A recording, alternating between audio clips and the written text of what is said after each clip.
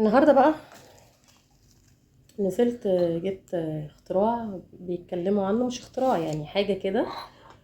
بيتكلموا عنها بقالهم فترة، بس انا ما كنتش جربتها بصراحة. فنزلت جربتها. آه، بس قلت اعمل بقى بيها فيديو عشان نشوف الموضوع يعني ايه، يستحق التجربة ولا لا. نعمل بس شوية شاي اخضر كده، بعدين ايه شوف الموضوع ده يا ستي. هجيبكم كده ماشي. المهم جبت ايه بقى؟ جبت بطيخة. ماشي. كام كيلو دي؟ 4 كيلو ونص. والله حلو. ماشي اوكي. جبت بطيخة. بيقول لي صح، بس مسحة كده بيقول لي ان دي بطيخة مش لونها احمر من جوه، لونها اصفر. ازاي بقى الكلام ده يعني؟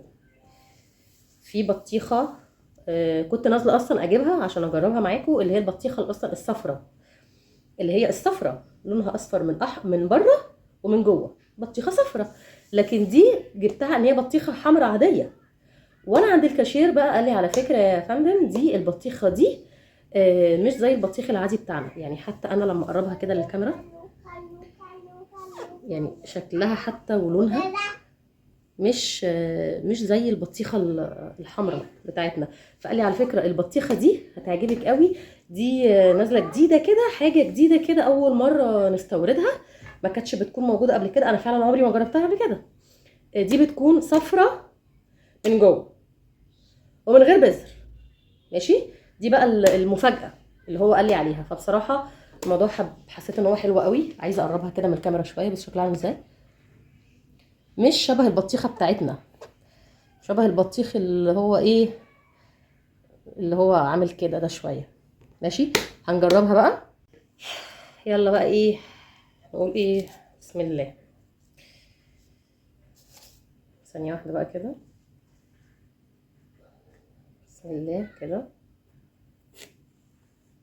نفتحها كده نشوف من جوه تقول ايه. ايه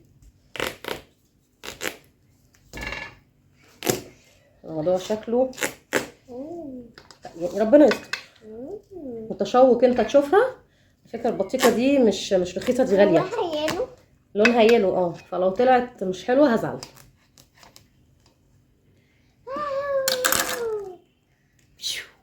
يا عارفة ليه قلقانة؟ حاسة ان انا خايفة اجرب.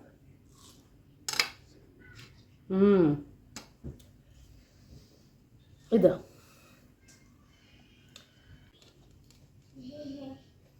تحفة.